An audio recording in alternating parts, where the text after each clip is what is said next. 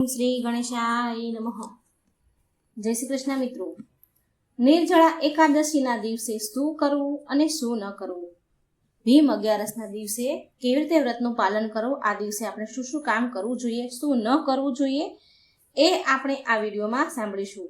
નિર્જળા એકાદશી માનો કે એક અત્યંત શુભ મંગળમય પ્રસંગ છે, જે આપણા જીવનમાં વર્ષમાં માત્ર એક જ વાર આવે છે. તો એની તૈયારી પણ આપણે વિશેષ રૂપેથી કરવી જોઈએ.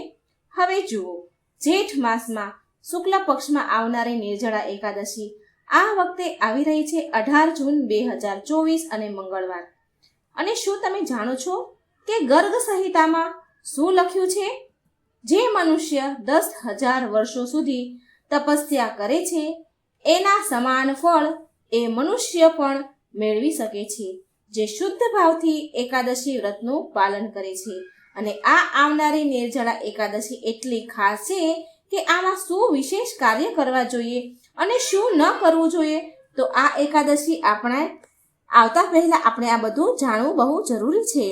માટે આપણે આજે આ વિડીયો વિસ્તારથી શાસ્ત્રના પ્રમાણથી જાણીશું કે આ નિર્જળા એકાદશીમાં આપણે શું કરવું જોઈએ અને શું ન કરવું જોઈએ.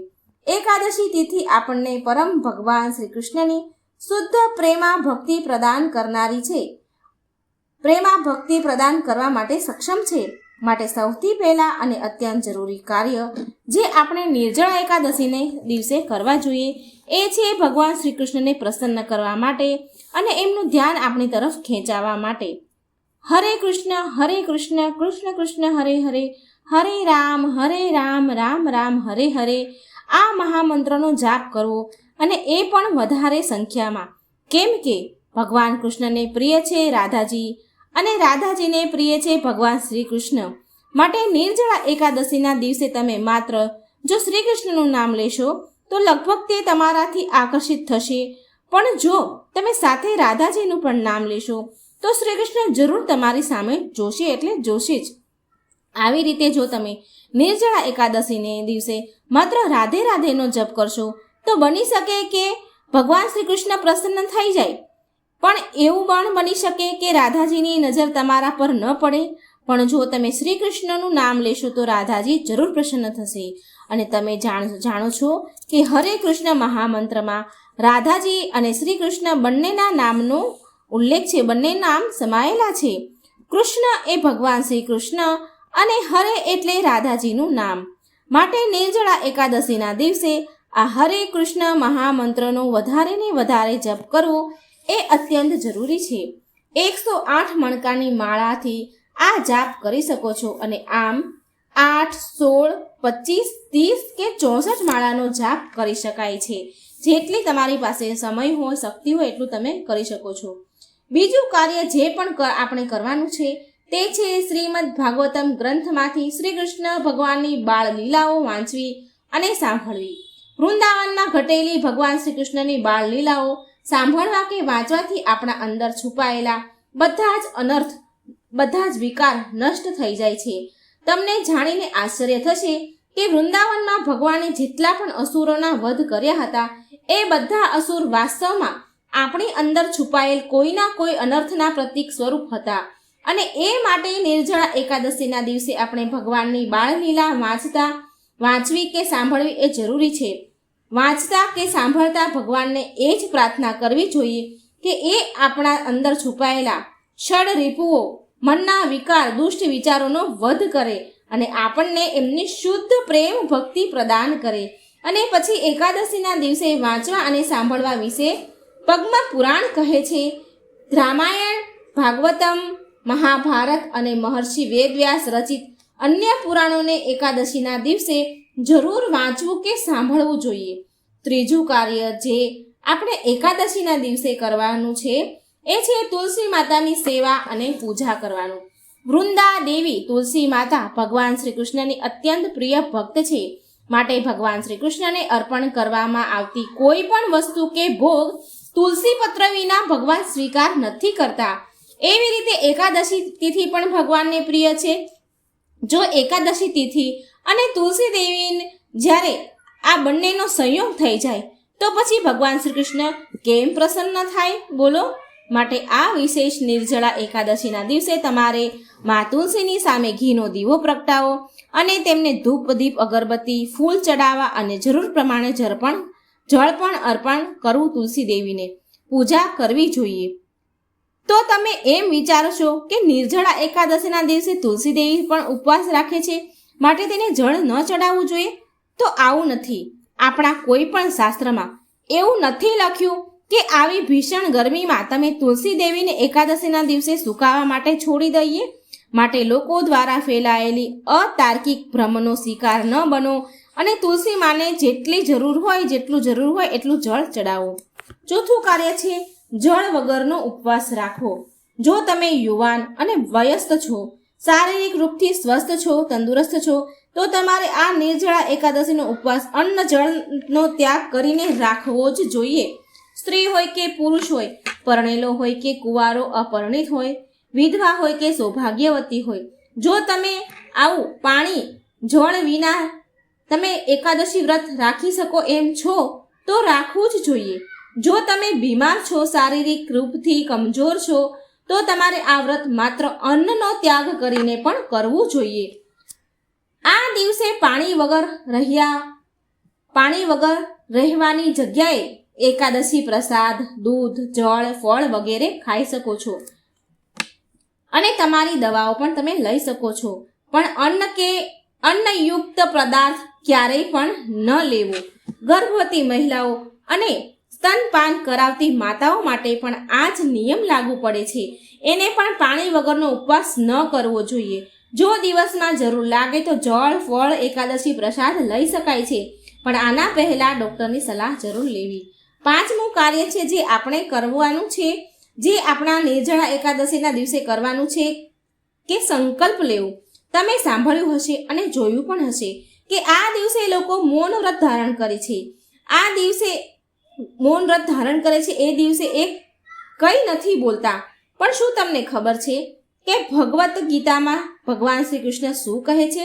ભગવદ્ ગીતા અધ્યાય 2 શ્લોક સંખ્યા 56માં ભગવાન મુનિની વ્યાખ્યા કરતા કહે છે કે જો વ્યક્તિ બધી જ પરિસ્થિતિમાં સમાન ભાવથી રહે છે, એટલે કે દુઃખમાં દુઃખી નથી થતા અને સુખમાં છકી નથી જતા, સુખમાં ખુશ નથી થતા, એ જ વ્યક્તિ સાચા મુનિ કહેવાય છે, જેનું એના મન અને ઇન્દ્રિયો પર નિયંત્રણ છે.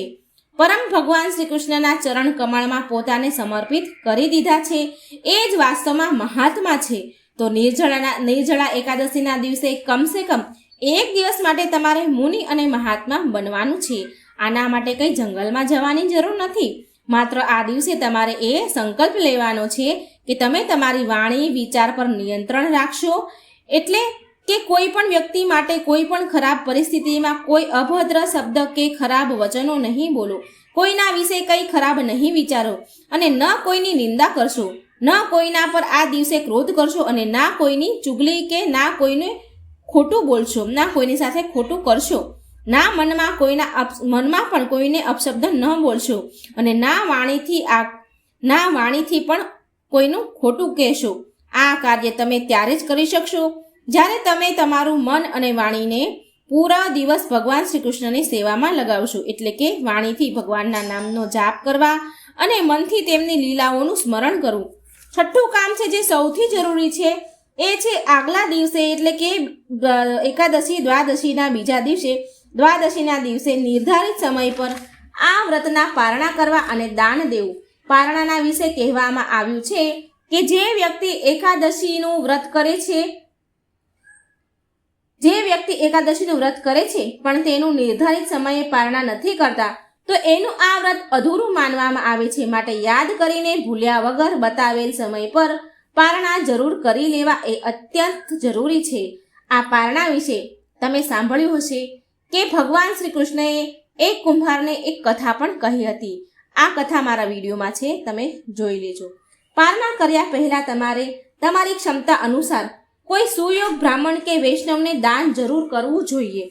પદ્મ પુરાણમાં સ્વયં ભગવાન શિવ પણ નારદ મુનિને કહે છે કે સનાતન પરમાત્મા ભગવાન વિષ્ણુની પ્રસન્નતા માટે જે પણ દાન આપવામાં આવે છે તે અક્ષય થઈ જાય છે. આ ઉપરાંત સ્કંદ પુરાણમાં અધ્યાય 12 શ્લોક સંખ્યા 32માં આપણા બધા માટે કહેવાયું છે કે પ્રત્યેક ગ્રહસ્થને ન્યાયપૂર્વક કમાયેલા ધનમાંથી 10મો ભાગ ભગવાનની પ્રસન્નતા માટે કોઈ સત્કર્મમાં વાપરવું જોઈએ.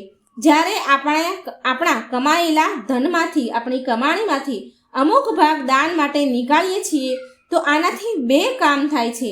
પહેલું એ છે કે આપણા શાસ્ત્ર અનુસાર દાન કરવાથી પુણ્ય ફળ મળે છે, અને બીજું એ છે કે આપણા ધનનું શુદ્ધિકરણ થાય છે. કેમ કે આપણે એ નથી જાણતા, આપણને એ નથી ખબર કે આપણી પાસે જે પૈસા આવ્યા છે, આપણી પાસે આવનારી જે લક્ષ્મી છે તે કોની પાસેથી જઈને આવી છે અને કઈ સ્થિતિમાંથી આવી છે. માટે આનું શુદ્ધિકરણ કરવું અત્યંત જરૂરી છે, નહીં તો એ વધારે દિવસ આપણી પાસે નથી રહેતી. આપણા શાસ્ત્ર કહે છે કે વ્યક્તિને એના મેળવેલા ધનનો 10મો ભાગ યોગ્ય સ્થાન પર લગાવવો જોઈએ, યોગ્ય સ્થાન પર દાન આપવા માટે રાખવો જોઈએ. આનાથી આપણા ધનમાં વૃદ્ધિ પણ થાય છે, કેમ કે ભગવાનની સેવા માટે આપેલું દાન ભગવાન એની પાસે ક્યારેય નથી રાખતા. એ આપણને 2 ગણું, 3 ગણું, 4 ગણું વધારીને પાછું આપણને આપી જ દે છે. માટે જેટલી પણ તમારી શક્તિ છે એટલું દાન જરૂર કરવું જોઈએ. તો હવે પ્રશ્ન એ છે કે દાન કોને આપવું જોઈએ?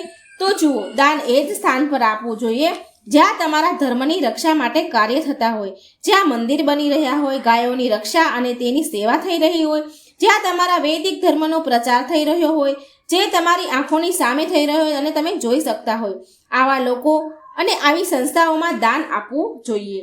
ચાલો હવે જાણીએ કે આ નિર્જળા એકાદશીના દિવસે શું ન કરવું જોઈએ. તો પદ્મ પુરાણ ભાગ 5 અધ્યાય 64 શ્લોક સંખ્યા 18માં કહ્યું છે કે એકાદશીના દિવસે નિમ્ન વસ્તુનો ત્યાગ કરવો જોઈએ, એટલે કે જુગાર, ક્રીડા, ઊંઘ, મદિરાપાન, બીજાની નિંદા, ચુગલી, ચોરી, હિંસા, રતિ ક્રીડા, ક્રોધ અને વ્યર્થ વાક્ય ન કરવા જોઈએ, ન બોલવું જોઈએ.